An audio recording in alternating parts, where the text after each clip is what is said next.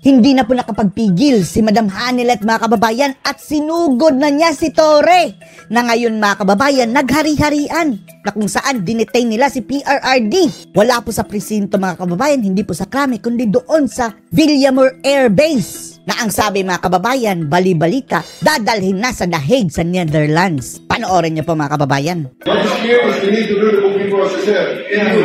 Oo. Akala mo kung sino si Diwata mga kababayan. No? We are just doing our democratic process here. Anong democratic process? Oh. Yes, sir, that's too much. Nag-request si PRRD mga kababayan na dalhin siya sa ospital. Sabi ni Diwatore, that's too much. Wow! Oh. Sabi ni Hanilet, 80 years old siya. Oh. Suntokin mo, Hanilet. Oh. Sabunutan mo. Oh. Sana sinuntok yan ni Hanilet mga kababayan, ano? Nahuli kayong araw na to. Kaso galing sa ICC. Tapos ang PNP mga kababayan, Philippine National Police. Dapat ICC National Police na tawag dito sa mga ungas mga kababayan. Hindi na Philippine.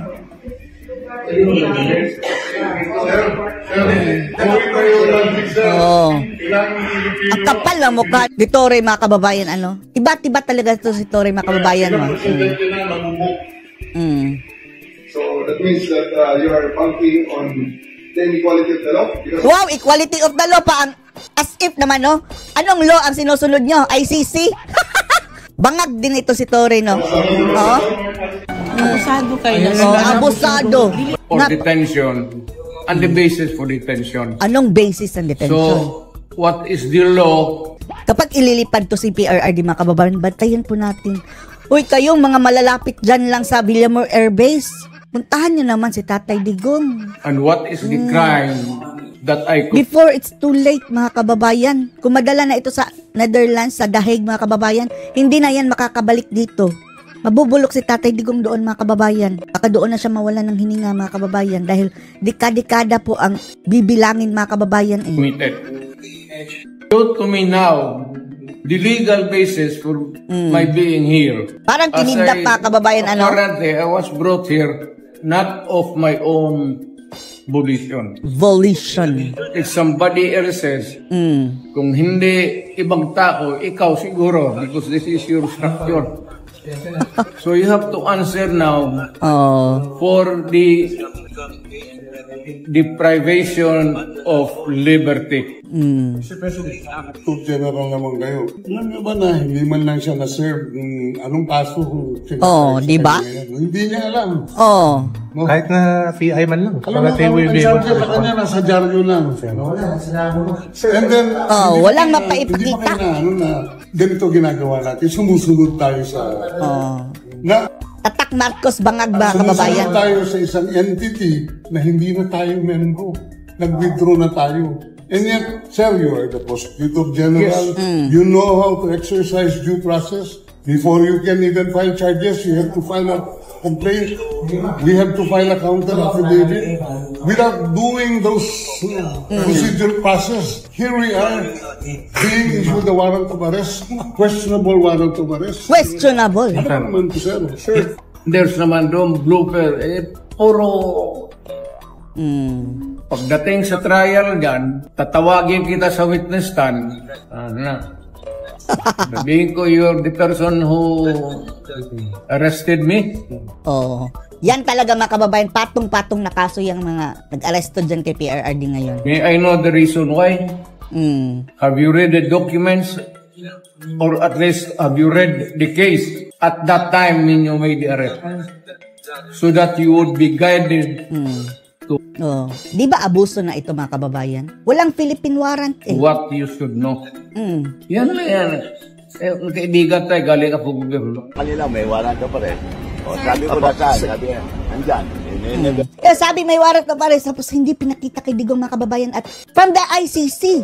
It's not binding dito sa Pilipinas. Got it to me. Hindi na tayo miyembro, walang jurisdiction. But hawak na daw po ni CIDG Director Brigadier General Torre yung warrant of arrest. O kung meron, ba't hindi pa kita sa amin? Oo, hindi pinakita. Hindi pinakita sa inyo.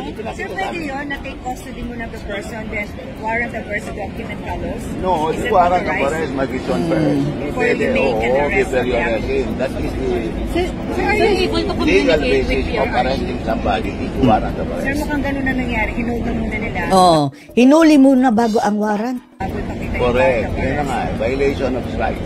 Sir, pwede bang kunyari Violation diretso of- ipapakita kay former President Duterte yung document, hindi po sa abogado? O pwede rin po bang gano'n? Basically, it should be the person Pero hindi naman pinakita eh. Oh, to be arrested. inaresto muna mga kababayan. Pero sir, as a lawyer, Sa pwede pilitan. gawin sa kanya yun na since lawyer ka naman, ito na yung warrant para sa... Pwede naman, pwede. Basta importante yung give him and show him the Oh, warrant. show the warrant Sir, ano first. pong reaksyon ni Wala po PRRD pagbaba na Kaya nga sabi ni Hanilet, walang warrant na pinakita. nung Mga abusado sila. pasok niya General Torre nung Wala pa, hindi namin nakita si Presidente. hindi niyo kasama Hindi sa namin nakasama. Hindi Sinalubong kasi sa eroplano mga kababayan. Okay though, sir? Health-wise, okay ba siya? Yeah. When I was in Hong Kong, okay naman siya.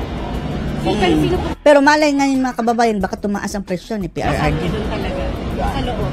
Ngayon sa Cathay Pacific, sir? Simply, I can only guess that it is Executive Secretary Philpo Manila. who probably is his lawyer right Yes, now. the as we lawyer. speak. Pero kasama niyo po siya sa Cathay Pacific, sir, pag-uwi.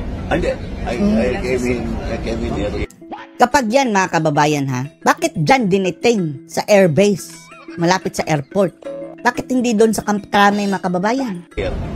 So ngayon sir, mag-attempt tayo na papasok. Yeah, Makita oo. siya ng person. Sige, good Sir, luck, last na lang, may namataan ka bang foreigners to indicate At bakit i-detain in the first place mga kababayan? Interpol ba tayo na ano? Although member tayo ng Interpol mga kababayan, pero walang karapatang mag-detain ng isang tao. the presence Oh, of like Interpol agents, ICC, From embassy, ICC. Wala gano'n? naman. The only Philippine National Police eh. person I saw do medyo mukhang foreigner siya.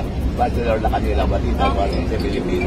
Sir, may communication with Miguel Teo kung ano So if the Oh, ito ng bangag mga kababayan. Oh, ito ang nasa likod lahat na mga kababayan. Ito. ICC issues an arrest warrant against former President Duterte, will the Philippine Ngingiwi ito mga kababayan. Pustahan. government hand him over? Will we do what? Nyam, nyam. Will the Philippine Oh, government ngumuwi nga. Oh, will the Philippine government hand him over? tama nga tayo ha. Oh.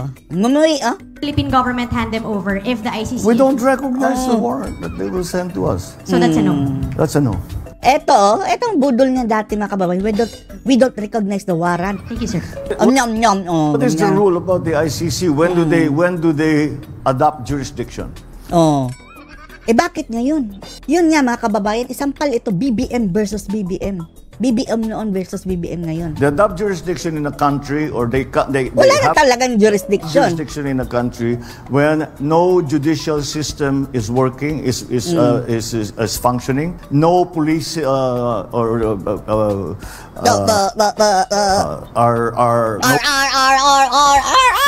no police force is functioning. In other words, that probably there's war, and none of these issues about Mag-antay ka dahil magkakagulo kapag si Digong talaga ipapadala mga kababayan. Sana po mapigilan. And the right time is right now. Bago mahuli ang lahat mga kababayan. about war crimes. Desidido to and all sinapangag, these mga are being kababayan, attended to. patapon si Simply Digong because sa dahig. the administration, especially in the judiciary, especially in law enforcement, are not functioning. That is Ngayon, malfunction na mga kababayan.